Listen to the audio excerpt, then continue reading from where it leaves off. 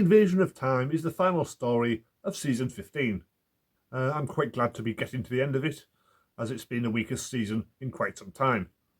Even the better stories fall short of the standard we'd come to expect. And while this story is by no means a classic, it's not terrible. There's enough good stuff in it that you can be cautiously optimistic about the show's future. There are some really good ideas in the story.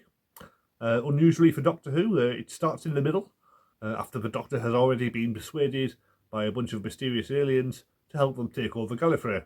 And the viewer is kept in the dark for some time about what exactly has happened to him. Is he being mind-controlled? Has he been taken over? Or what? There are some excellent scenes of the Doctor being very unpleasant to everyone, sending Leela away and shouting at Brucer. Unfortunately, it does get undercut when Tom Baker insists on cracking jokes and talking to the camera, notably saying, "Even the sonic screwdriver can't get me out of this one," which is hopelessly self-indulgent and really spoils the atmosphere. The Vardens themselves are also disappointing. First we only see them from the back of the chairs. Then they're represented by some weird transparent foil shapes, which just look incredibly cheap. And in the end they just turn out to be three regular blokes.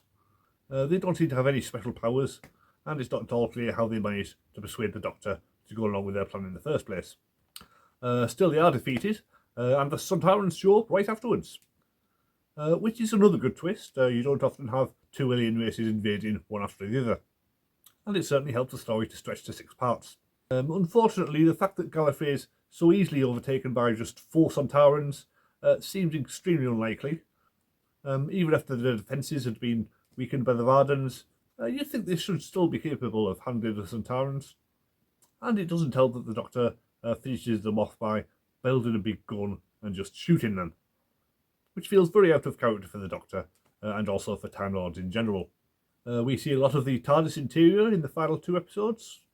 I always enjoy it when you get to see more than just the console room, but in this story it's particularly unconvincing, as it's clearly filmed in a bunch of different locations, and there's no attempt to make any of them look remotely like the TARDIS.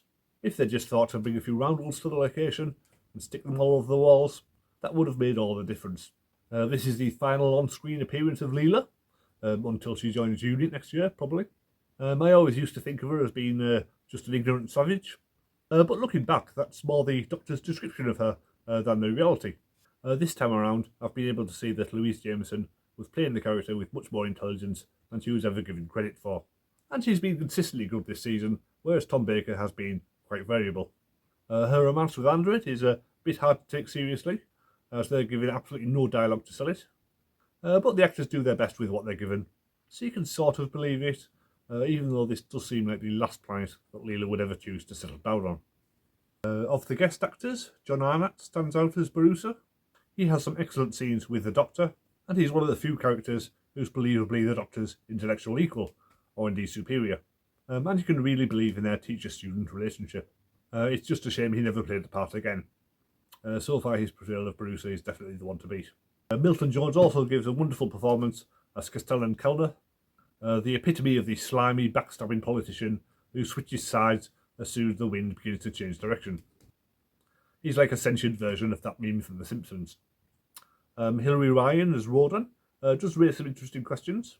The character is clearly an early version of Romana, a posh young Time lady with little practical experience, and I've often wondered what the connection was. Did they plan to bring back Rodan as a companion? Was the original actress unavailable, so they had to change the character's name? Or did they bring in Mary Tam because they wanted somebody a bit older and more experienced, more able to stand up to Tom Baker? Or is it just a huge coincidence? We may never know for sure.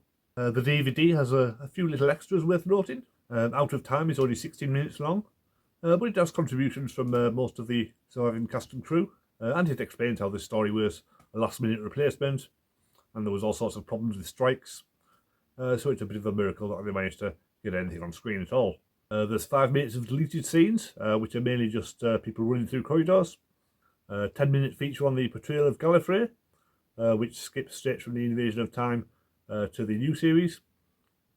And a 5-minute spoof feature about the mysterious David Agnew, who supposedly wrote the show, but was actually just a pseudonym. Overall, it's got some really good ideas, and there's some excellent performances, but the writing and production do let it down somewhat. so I can only give it a 4. Next week, there's another episode of the new series, The Church on Ruby Road. So I'll be reviewing that at some point in the days following Christmas.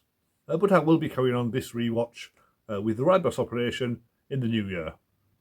So if that sounds like your sort of thing, then please subscribe. And I'll see you next time.